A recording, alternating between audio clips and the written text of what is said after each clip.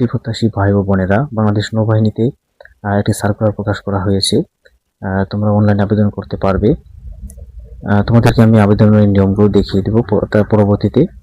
এখানে ইঞ্জিনিয়ারিং, তারপর হচ্ছে শিপ রাইটার ইত্যাদি এবং পদে ইলেকট্রিক্যাল এগুলো পদে সার্কুলার প্রকাশ করা হয়েছে এবং কতজন করে নেওয়া হবে তাও সাথে দিয়ে দেওয়া হয়েছে।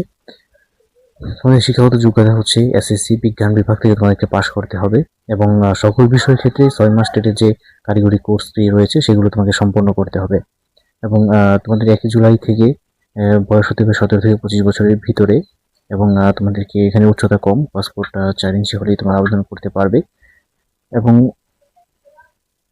তোমাদের শিক্ষাগত কি কি প্রয়োজনীয় বিষয় তোমাদেরকে নিয়ে যেতে হবে মাঠে এবং সেগুলো অনলাইন আবেদন পদ্ধতি সেগুলো আমি দেখিয়ে দেবো কিভাবে আবেদন করতে হয়।